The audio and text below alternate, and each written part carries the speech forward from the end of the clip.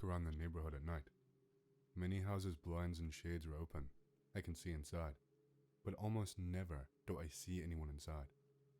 When I kept seeing these seemingly empty houses with cars in the front over and over, I started getting really disturbed.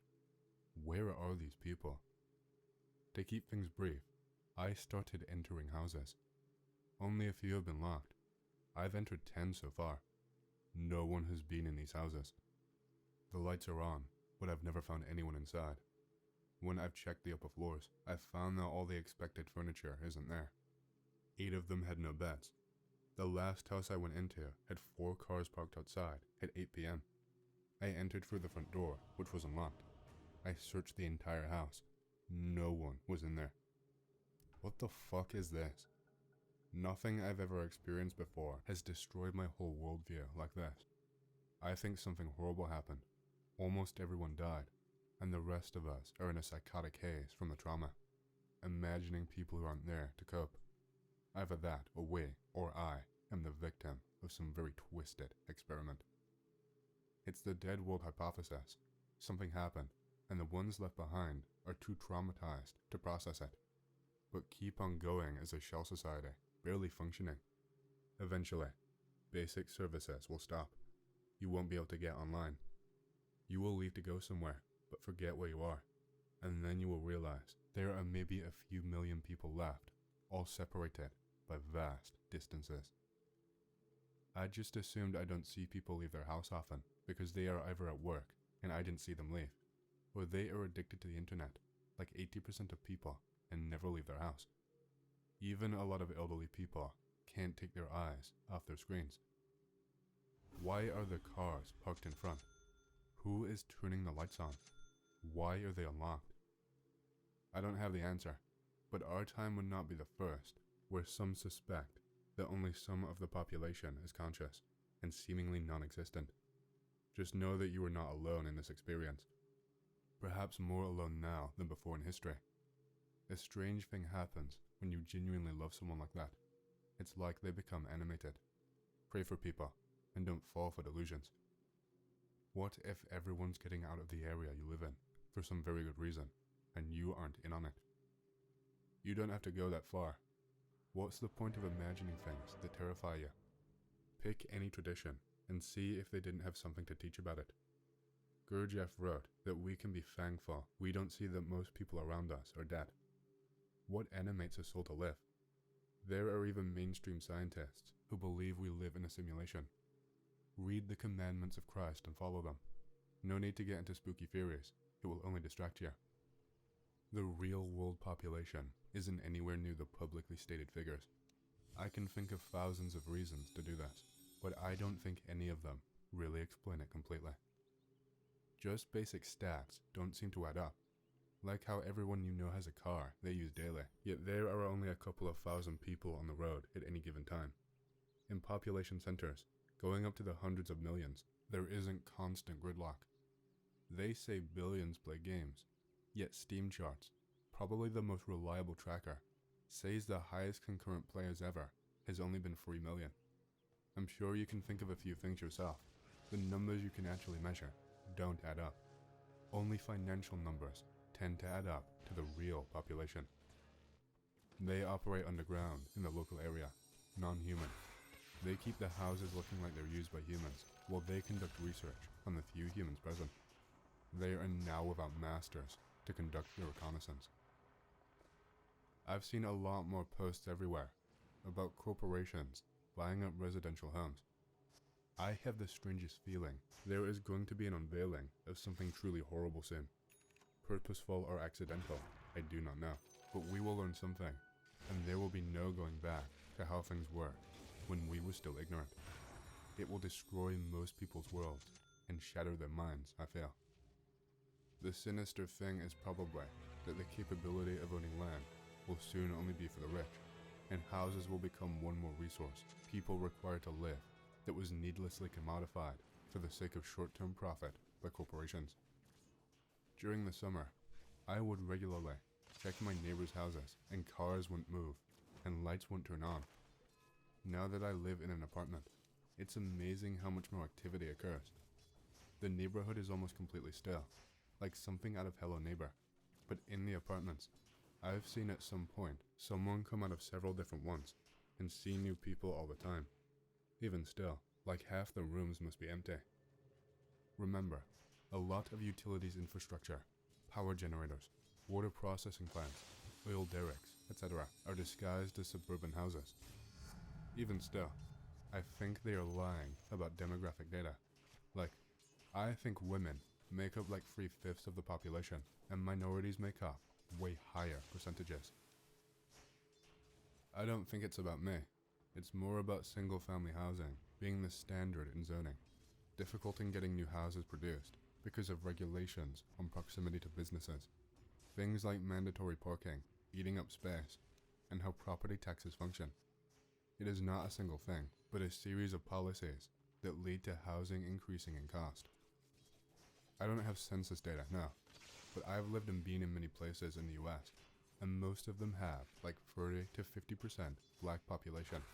A small few of them have like 5%, and there's a fuck ton where they have 0, but are bordering on an area that's like 90% black. I suppose my perspective could be warped by being in population centers a lot, or something like that.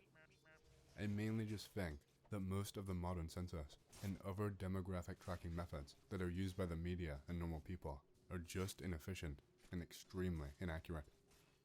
I doubt it's for some crazy agenda. I just think normal people are not as good at tracking trends in the population as society seems to think that we are. I am not in the US. I live in apartments, and I notice the same thing while walking after 8 p.m.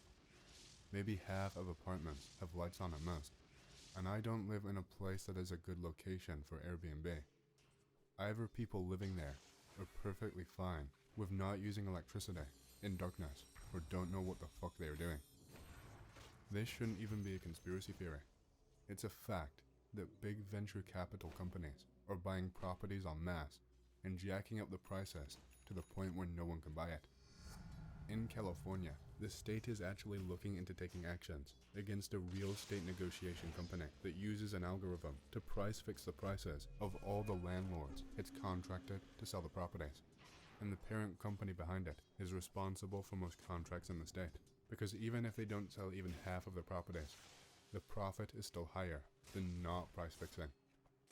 The landlords don't care that the properties are empty, as the value of the property is still increasing each year, which means not just houses, even commercial buildings are often empty.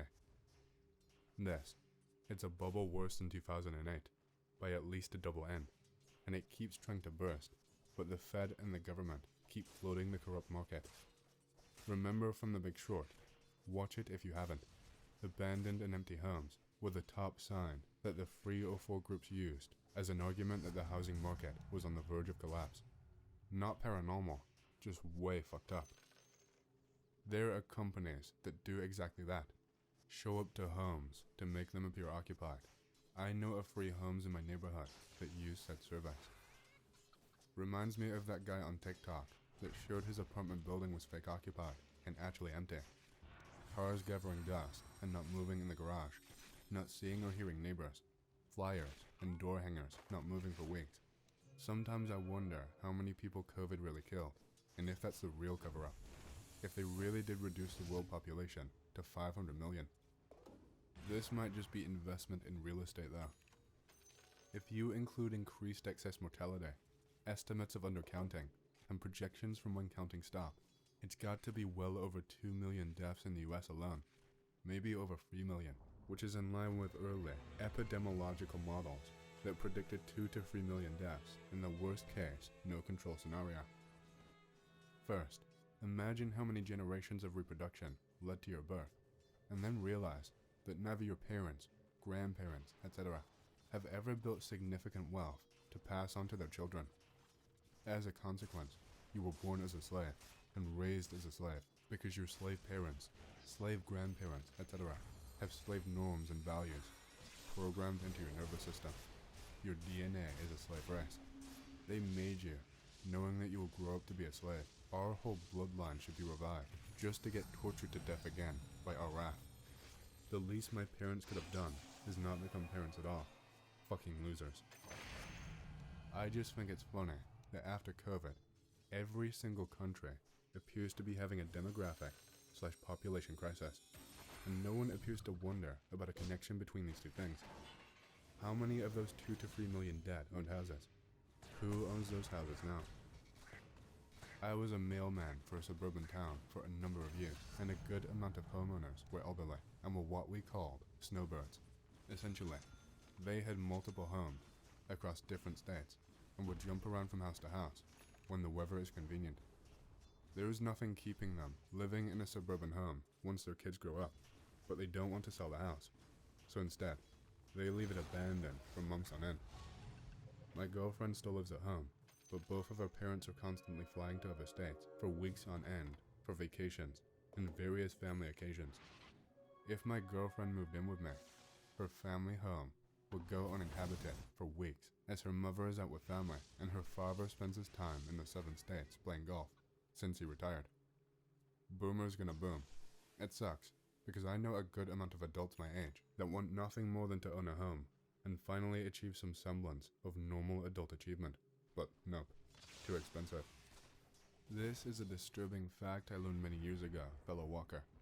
Most houses are in fact empty, and this is one thing I refuse to discuss in any meaningful way. I never break and enter them. I'd rather not intrude. But when you notice there's no activity from over 90% of households, it changes your view of things. It's been like this for a long time now. Maybe always has been. I honestly think it's simpler than that. I think the powers that be are just inflating the census numbers for overpopulation propaganda.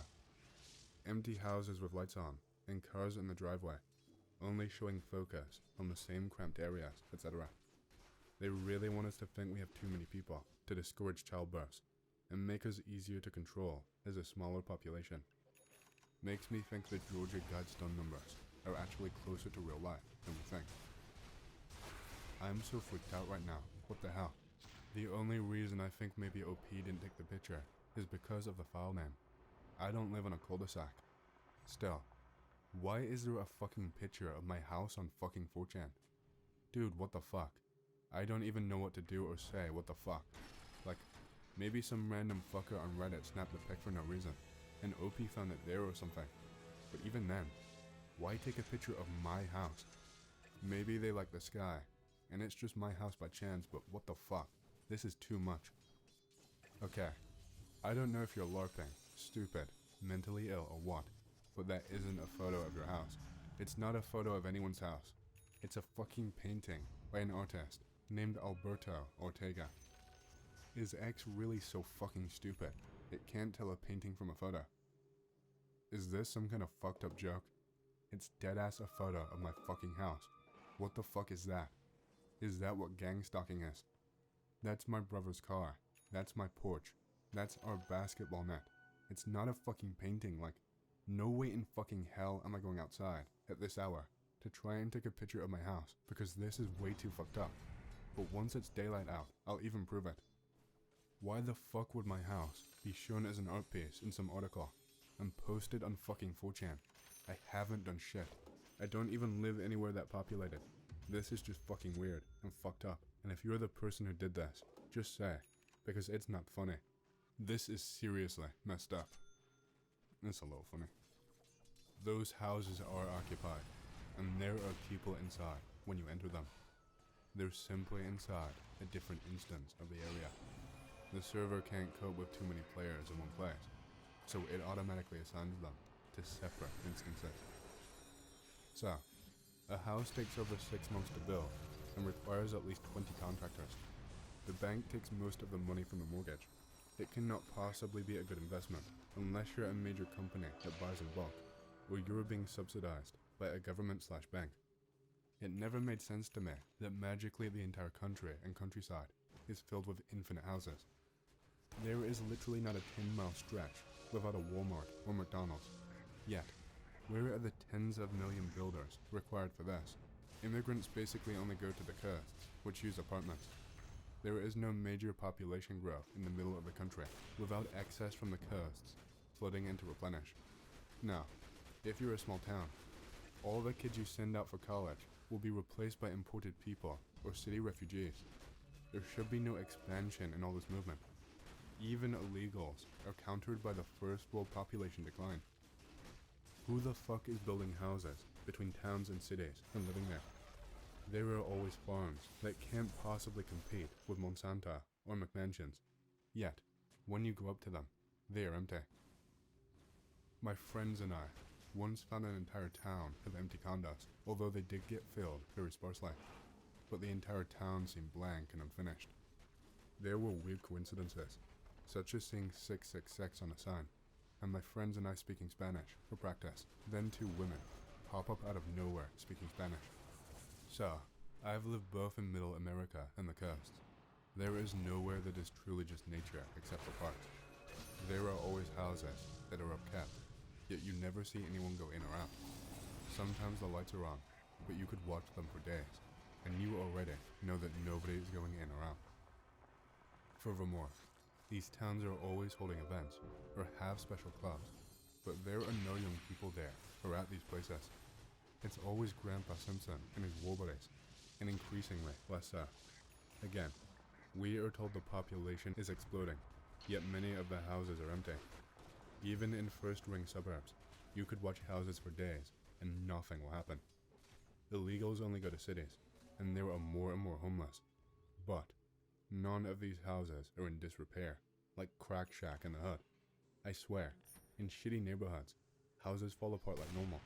But somehow, if a house isn't close to a city, it's magically resistant. Now, we know occasionally houses get used to conceal places of business. Recently, some businesses admitted they were buying houses to disguise utility equipment. What if over half of the houses are utility equipment or hard assets bought by businessmen because they depreciate slower than inflation? This is very pragmatic and realistic. It also means major businesses, which we all know are secretly even larger companies, using all the labels once bought out, have hundreds, if not thousands of spare houses where they could do things and store things that have no witnesses. Now, what makes it better to not rent these houses? Storage or usage for utility? What is the major utility whose prominence and usage don't align? I can think of two: internet data and internet processing power. What if the internet is actually stored across tens of thousands of houses across the USA? Spooky. My theory is that it is corporations buying and selling unused and debatably useless assets to each other to artificially inflate the price, sort of like what rich people do with modern art. At the end, the only outcome I see is one major business ends up holding the bag when the jig is up, and crumbles due to the lack of actual money, while all the others profit. Then as housing prices drop to actually reasonable levels, the other major businesses buy them all up before the actual people can. This will also probably nosedive the economy. A lot of the financial Ponzi scheme is based on the valuation of real estate. Say you have 10 apartments to rent out, and you rent out 5 of them at $2,000, but can't lease out the last 5 because they are too expensive for the market, or there is no demand, or whatever. On paper, you have 10 apartments that can be theoretically leased out for $2,000 a month. Financial instruments, lines of credit, and a whole bunch of other shit are based on this evaluation. However, if you were to actually try to rent out the last 5 apartments at, say, $1,500 a month, you can no longer claim the previous evaluation. Further, every other apartment in the area could no longer claim that evaluation because you're driving down the average rent cost in the area. Extrapolate from there. Add in a classic racket of construction, money laundering, or simply parking your money in real estate to avoid taxation/confiscation, and artificially capping the supply of apartments by trickling available units slowly over a period of time, rather than leasing them all out at once to drive up prices, and there you go. That isn't to say that this is the only reason. There are also elements at play to induce a mass psychology of we're overcrowded, there aren't enough resources, etc. for various ends. Guys, I do door-to-door sales, been doing it for years. This year I've noticed a ton of hangers, flyers, business cards, dusted on doors, with houses that have cars and items that show someone living there. Yet I knock very loud with no response, and these flyers sit there, undisturbed. I knock over 150 plus houses a day, and will come across 40 plus of these at least. The other houses will have cars or signs of life, but no response from the loudest knocks or rings. Something is definitely up. Not many people are responding to my door knocks now. I've smelt strange smells, where it smells like someone died behind the door, with a dusted flyer stuck on the handle. I don't know what's going on, but are there any experiments I can do today while working? I plan to knock 200 doors today. Maybe we'll get 20 conversations out of that. Sorry, I totally forgot my second story. I was going to say, I went to another suburb. It was haphazardly placed with mansions / townhouses and parking lots. Otherwise, it was flat land with large haps of empty space. It was like Courage the Cowardly Dog, but replaced houses with Starbucks and strip malls, and there was some forest, admittedly. Now, I am one of those people who attracts coincidences. I'll study the Civil War. The next day, there will be a bearded man, and my friend will say, "That guy looks like he's from the Civil War," not knowing I studied it. I have also seen real versions of cartoon and animation characters after seeing the animation. For example, the mom from Bob's Burgers, someone with her voice or body at a mundane job after seeing a clip of the show, which I normally don't watch. I have made several posts that end in 666 and seen the number over 100 times, not even in names, just in view counts or upvotes. It started getting annoying to constantly screenshot these things, and so I decided to stop, and then I stopped seeing them. How are these connected? Let me ask you this. Do you believe in ghosts? A ghost would include anything from a guardian angel, genie, shadow people, or the traditional sense, or the vague thing that moans. I do believe that these are disembodied spirits. There are a few more stories I want to tell involving these entities, but I don't think it's safe, nor would they make sense without knowing a lot about me. Let's just say they are mirrors of your expectations and needs, more than anything with an agenda. I assume a summoning ritual is really dumping your feelings into a shapeshifter, and it takes the form that aligns with the ritual's intentions, effort, and purpose, etc. Almost always, there will be a Masonic lodge near these spirits. That 666 I saw was literally across the road from the lodge. The connection with empty houses full of computers is that Masons, or some other secret society, figured out how to employ these spirits to be spies, builders, and good citizens, among other background roles in society. Thus, many of these empty houses are storage chambers for ghosts who create the illusion of being a person, but it's really some malleable thing. Their houses may look lived in, but it's all an illusion. So besides computers, the other thing they store are ghosts. Thus, a substantial portion of internet activity may be ghosts trapped in machines that force them to be AI. Rudolf Steiner talks about how processing power alone can entrap spirits, not to mention circuitry and vigils are basically the same. AI is just really multi-dimensional matrix math. So basically pattern detection across arrays of arrays of arrays, where the connections are weighted and given some value, like pixel color. Thus, a wolf's face is just a connection of pixels of certain proportions, which can be scaled or changed in color, but that basic proportion is there. Well, it just so happens the Greek word for proportion is logos. These ratios and logi are consubstantial.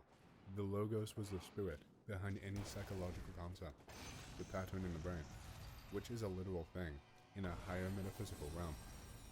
Replace numbers with brain chemicals and or DNA or some other organic substance, and you can see logi. If 100 men all perform a ritual for their concept of sexy woman and apply it to some disembodied spiritual gradient, you will then spawn the material atom combination average, which best maps to that sexy woman. Apply free will, and lo and behold, you've raised a ghost which can run its own life. With computers and math, this can be done automatically, so the elites can basically print human beings. I'm OP, no joke. There actually is a fucking Masonic lodge very near my neighborhood, with all these empty but superficially occupied homes. Not the same street, but very close by. This is fucked. The Masons use suburban neighborhoods as covers for the demonic magic. They know real magic and have real occult technology, that's for sure. I'm a bit misanthropic, so I don't even see them as the bad guys, any more than the average Joe, but just a reflection of something metaphysical I don't fully understand. Masons definitely have their own neighborhoods, which look like Apple Pie America, everyday towns, but are actually covers for their own demonic magic. They also write all the news events, like a script, in conjunction with metaphysical scriptwriters. Even now, me telling you this was likely predetermined, though I'd like to believe I have some room to negotiate. If there was no Freemasonry, another institution would serve the same role. Thus, don't blame any particular religion or ethnicity for how the world is. They are reflections of metaphysical order and logic, which I wouldn't know how to even begin breaking down or investigating. Actually, reading your post further, I do agree on a lot of your insights, namely the claim that businesses are using residential real estate to conceal utility equipment or anything else to avoid needing office space or the like. I've got a few reasons that might coincide with your theory. The first big one is the boom of the home office. I don't mean work from home, I mean a home that has been converted into an office. A lot of the homes my father built over the past 40-something years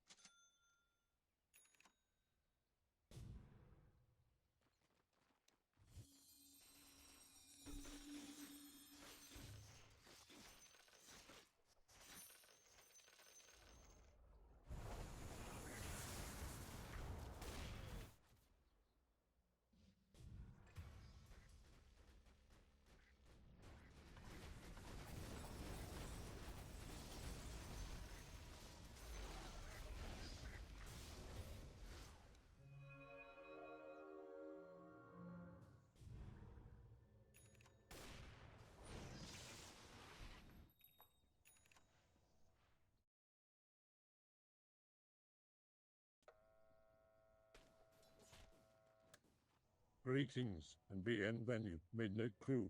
Thank you for returning to this broadcast. And welcome to new viewers joining us for the first time. If you like a video, then feel free to subscribe. Some viewers may find the following video disturbing. Viewer discretion is advised. Has anybody here worked at a hospital? If so, what was the spookiest thing you ever experienced there? Op here. I'll start off with one of my stories. I worked tech support at a high-tech new hospital, with robots that served food for patients. PIC-related. Hospital was set to open in a few days, so the robots were being taken on test runs. Me and one other guy are installing wireless access points on the ceiling, with him standing on a ladder, when one of the robots comes barreling down the corridor. It says, "Please stand aside," and then rams into the ladder.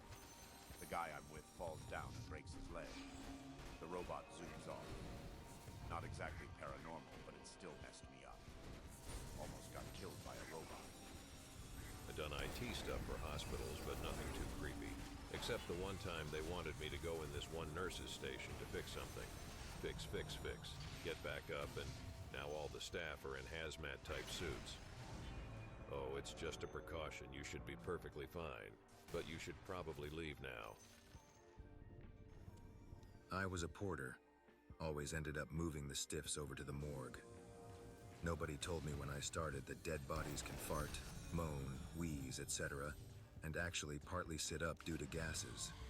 Not so much spooky as just biology, but still. The first time I damn near pissed myself. Also, there's this weird thing where patients will sometimes raise their arms up when they're brain dead or dying, the Lazarus reflex. If you ever work in a crematorium, you can get the job where you have to look at the dead bodies being burned.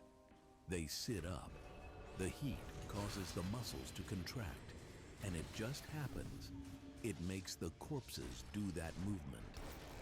A friend of mine said about how they often have to fill out extra reports when the bodies do something weird at the wrong time and come off the gurney because of new bruise marks and such. My best friend's dad died in 1991. During an open casket wake, his body sat up but not quite fully right when the priest mentioned his name. It scared the bejesus out of everyone, and several screamed. The priest had to calm everyone down and explained it's a natural thing that happens sometimes. I used to have a coroner's assistant, the guy who picks up bodies for the morgue, as a regular customer back then. He said weird but perfectly natural things happen. He related one night hearing a banging, scraping noise coming from within one of the drawers. Obviously the body inside briefly moved around. No matter how natural, he said, it's always a bit unsettling to experience that. That would be terrifying as hell. Do you live in a country where they don't routinely embalm bodies, or was it a special request to not have it done? Or can embalmed bodies still move? Canada. And I believe they opted not to embalm, as they were putting him into the ground real quick. I think within 3 days of his passing. While in the heart hospital, I swore I saw an old guy turn a corner just ahead of me while I was doing one of my walks. It was a long corridor where he turned, got to it, and no one was in sight. Also, one of the creepiest things were all the code blues I heard while waiting for my operation. One weekend, there must have been 5 codes in my little section of rooms. Freaked me out since my heart was on the edge at the time. I'm so fortunate to still be here. I love you guys. Code blue is when someone dies? Do they announce it on the loudspeaker? I'm glad you're still here. Cardiac arrest, and they announce it on the loudspeakers so the code blue team can hear to come running. There was a big blue button in each of the rooms that you had to slap pretty hard to activate. It sets off a blue alarm light outside the room and notifies the nurses station, who calls the code blue out. That weekend of those 5 codes, you'd hear them call it and very quickly hear people running and a couple of carts being pushed down the hall. I'm so glad the hospital I was in had individual rooms, so I didn't have to witness anyone crashing like that. Spent time in a hospital recently. Dude they had in the room with me was like a zombie. From the medications I heard them talking about, I could tell he was a hardcore alcoholic. Bastard kept me up all night because he kept taking out his catheters and trying to leave. The nurses were really cool people, though. Much appreciation for the people that have to deal with that shit. I was able to finally ride my bike again for a bit today. Thank you, hospital friends. Nurses have to deal with so much crazy shit. Nice ones are pretty special. I couldn't deal with that job all day. Stay smiling. I worked several years in a psychiatric ward. One day, a schizophrenic patient was sleeping, and in one instance, there was breathing in my left ear and singing a lullaby. Then my policy changed to not sleeping on the night shift. I've been a patient in a psych ward before, and the actively schizophrenic patients are the most disruptive people there. There was one guy who was haunted by voices of his family telling him that he's the reason his brother was locked away for life. We'd just be chilling, watching TV, and he'd start crying and shout, "Fuck off, I'm sorry, bro," out of nowhere. I'm schizoaffective, so lucky for me, I can make the connection that what I'm hearing isn't real. But usually if I feel the need to respond, it just sounds like annoyed blubbering to most people. If I have headphones in, I make "Can it look like I'm miming to a song?" Also, there was one time that I was in the emergency ward for attempting self-termination. And as I was laying in bed, across from me was this old lady and a dude and chick over her, and the chick was crying. The guy was making a bunch of phone calls, but I couldn't hear what he was saying. And then the tea and coffee lady comes past and offers everyone drinks. She looks into each little cubicle thing and says, "Any tea or coffee?" She does this for me first, and then leans into the room opposite of me with the couple and the old lady. "Tea or coffee?" The crying lady responds with, "No thanks." "No, I meant for the patient." "She's dead." "Oh, sorry." I don't think the tea lady stopped at anyone else's cubicle in our hallway. I was 2 meters away from a dead lady and her grieving daughter.